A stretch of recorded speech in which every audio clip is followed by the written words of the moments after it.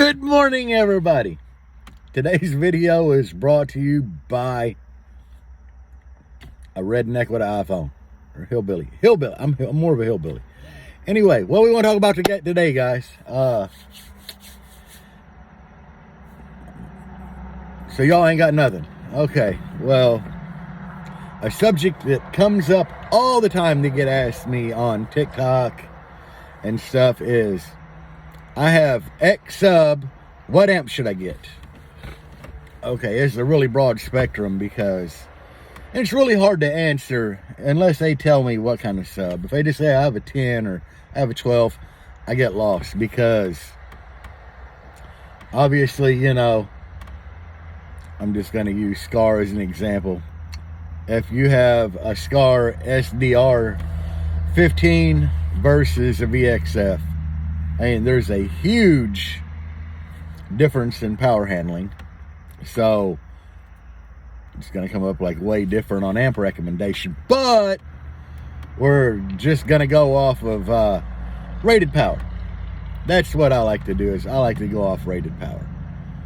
Actually, that ain't even what I like to do. I just like to get a sub and I'm like, I look at it and be like, yeah, we're going to put an 8K on it.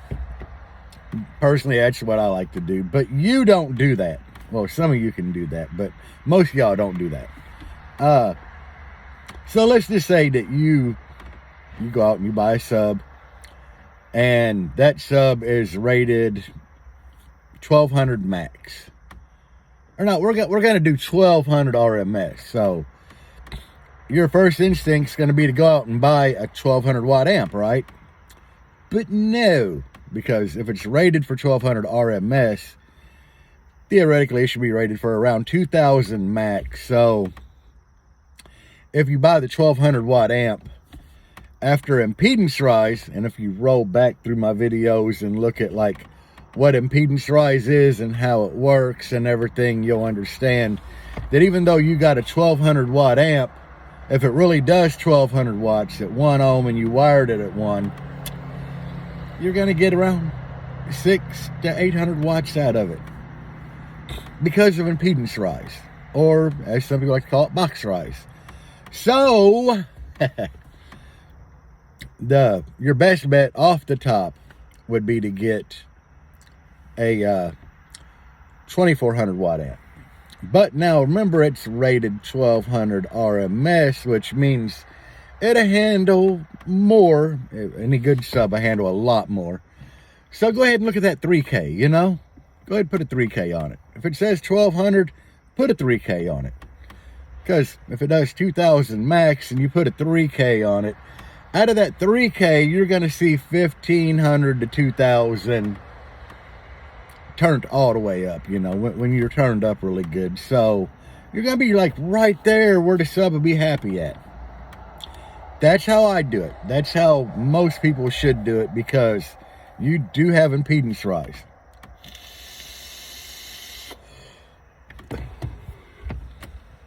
Now, believe it or not, at your peak of impedance rise, they say that's where your subwoofer is the most efficient. That's where it's going to put out the loudest SPL at the lowest wattage. So it's really efficient. But I don't know.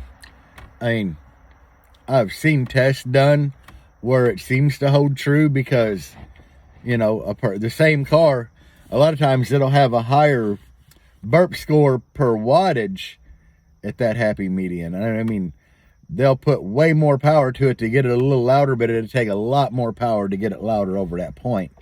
So I think for the most part it is true. But that's how I personally like to pick an amplifier for a subwoofer. But things can change when you get into some pretty big, beefy, badass subs. Like, you know how we discussed like the Scar DNR and a lot of companies' team subs just aren't very efficient. We're going to throw that out the window. We ain't even going to talk about that. But when you go to subs like Sundown ZV5, ZV6, I don't know what they're rated for. I mean, they're probably rated for like 2,500, 3,000 watts. I don't even think that they put a max on their subs, but when you get into subs like that, they just like to underrate them. So those are the kind of subs that you can look at it and be like, we're going to put a 6K on it. Or we're going to try an 8K on there, or a 7500. Subs like that are the ones that you can do it with. I think my Pride Audio subs are rated for 2500 RMS. I don't think they actually have a max on them. I think they just have that one rating. And I mean, they've ate a lot of power. So that's what you run into, guys. That's how you choose a good amp, or the right amp for your sub. Even in your little small daily cars, always go more. If you get to a point where you got way too much power for that sub, you can always turn the subwoofer level down on your head unit. Or if you're running off stock, you know, through a line input converter or a DSP, turn the subwoofer down a little bit so it's happy. That way down the road, if you upgrade subwoofer, bam, you already got power for it. But also keep in mind, you know, that you're going to want to use specs off of a amplifier that is rated properly. You know, a lot of amps too are also underrated. So if your sub's rated for 1200 RMS, you know, you might be able to put an amp on it like a JP23, which actually does more power than 2300 watts. So all this stuff comes into play. I was just giving you a nice borderline, or kind of a mediocre guideline that you can start with.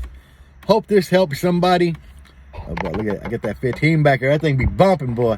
All right, guys. Peace out, everyone. Have a great day. Bass on.